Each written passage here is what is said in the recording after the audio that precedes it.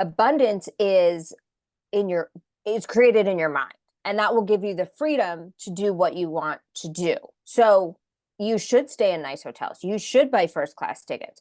Rate You get the standard you set for yourself in life. Bob Proctor famously said it. Always buy a first, no, it wasn't Bob Proctor, it was Steve Harvey. Always buy a first class ticket, because then you won't want to sit and coach.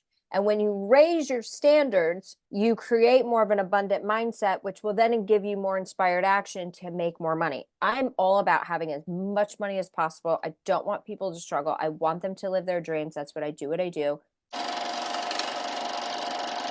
I'm the first one to say, try to make as much money as you possibly can. I mean, I'm all about thinking big and wanting to do 100%. big things, but I'm also that person that when I buy new clothes, because I like to dress nice and I like nice clothes. One of the things, I like to stay in nice hotels. I like to drive nice cars. I mean, there's certain things that are standards for me. I don't, I don't like staying in crappy hotels. I mean, I have to stay in a night. That's why I work so hard is, throughout my life and built the foundation and passive income and all that stuff, because I wanted to be in a position to do certain things the way that I like them done. But I'm that person though, in my closet doesn't get too crazy, because if I buy something, I actually give away one thing. So if I buy a new polo shirt, which I have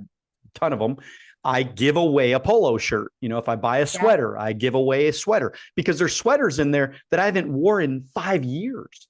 And so, why keep, adding on? And I just think that people, they hold on to, these possessions like they can't get any more.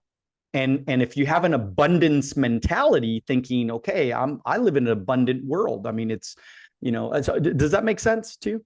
Oh, absolutely. But you brought up the key word, which is like abundance. And I think people confuse that with like tons of shit.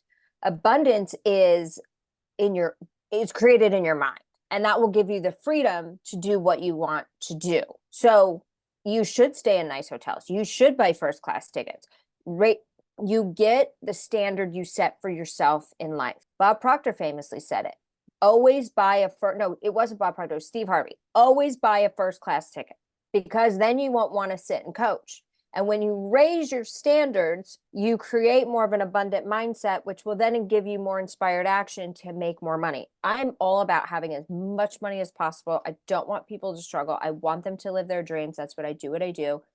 Get out of your own way. All our problems are created simply in our mind. Our incomes are basically determined by our mindset and how we feel, tied to our self-image. So get as much as you can and have it in an account where you're creating passive income, this residual income, where then you don't ever have to worry. You don't have to miss a wedding, a birthday party, nothing. It's just how you interpret wealth is how it's going to treat you, right? So like I always tell my friends, I say, wealth money's just an energy, right? Like we're all energy. So if you were saying to a friend, like let's say like you and I have been good friends, and I said to you, there's not enough of you. You're the root of all evil. I have to work so hard for you. I'm always low on you. You'd be like, I don't really want to hang out with you. Well, that's exactly what we say to money. So why would money stick around to a place it's not welcome? So when we switch that language and that thought of there's always so much money, we go in through these horrible recessions or maybe soon to be depression, the money doesn't burn in a fire. It just changes hands. So when you're in a scarcity mindset, you look at the news and you go, oh my God, the world's hitting the fan and blah, blah, blah. And I'm losing all this money and my portfolio's down and blah, blah, blah. Where the people that are so trained in abundance and have a good relationship with money, a healthy relationship with money, are going to find opportunities to strive, because people somehow seriously think that money just evaporates and it goes away. It does not. It's switching hands.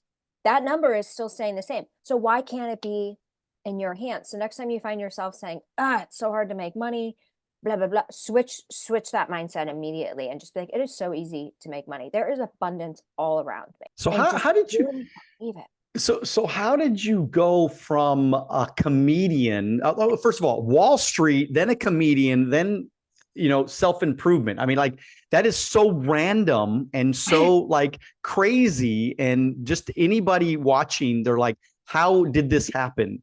So can you just maybe take us back into your childhood a little bit, or tell us where did all this come from, and maybe run us through that little timeline if you can. Yeah, so I'm going to keep this as fast as I can. But when I was younger, I was playing tennis at a club with very wealthy kids. And they had a lot more than we could have. I mean, my parents gave us everything they could. We had a great childhood, but these kids were like mega rich. And I remember telling my dad one day, I said, why can't we do what they're doing? And he said, well, because their father is an investment banker and I'm a CPA. So at that moment, it hit me. I said, I need to go to Wall Street. I'm going to be an investment banker. So I chose my college based on finance. And then I went to Wall Street, didn't get the investment banking job, ended up in bond trading. Thank God, it was much better of a lifestyle there. And then I realized, I'm like, oh God, this is not me. Like, this is just not who I am. So when I took the risk to do comedy, because comedy is such a hard, grinding thing, and you're also around a lot of people that have depression, that a lot of comedians and artists have mental health issues. You naturally start taking on kind of that energy, and when money's not coming in, and now all of a sudden you're living paycheck to paycheck, and you're not sure if you're going to survive, and you're not sure if you're aging out of the business, and all these fears come into place, and you are so deep in scarcity. I all of a sudden had anxiety, I had depression. But here's the thing, I had such shitty health insurance that I couldn't afford therapy. So I couldn't even go to therapy to get myself out of this shit. So I had to start listening to personal development podcasts and reading books, and those weren't going totally in. And I had to say, my life is in my hands. And I was able to retrain my mind to be able to open up opportunities and get more clear on my direction. And that is what led to the first book of Time to Lighten the Fuck Up. Is I was like, I have to put my blue comedy in here and just uncomplicate the shit out of life. Like, I was ruining my own life by my thoughts. Like, that's all it was. There was never enough. I remember, like, on Sundays, I didn't have Sunday scaries. I actually liked Sundays. I had weekend scaries because the weekend was like more money was going to be spent. There was pressure to be on the road to make more money. And then I remember like driving past people's houses and like wanting to live their life. So everything I wanted was always out here, which means it's always going to stay out in front of you. And trying to live somebody else's life, when I had to look within and say, you have everything it takes. And so I was able to just reprogram my mind. And it wasn't easy. I mean, literally, it was just mantras and like trying to figure out like why I was thinking this way, what was happening. If I was worried about money, how could I pick up another job? Where could I invest? What could I do? But I tried to stay as positive. Now, I am a human being, so there are things that happen that take you off that track. Even now, I still get disappointed, but I don't stay in the shit as long. Like, things happen to where I'm like, I had something happen to me this week where the thought in my head became, why am I not enough? That was the thought. Now, the old me would have stayed there and wallowed in it, but I was like, no, I am enough. I'm just not enough for that situation because it's wrong for me. If you like this video and you want to watch another one, click right here.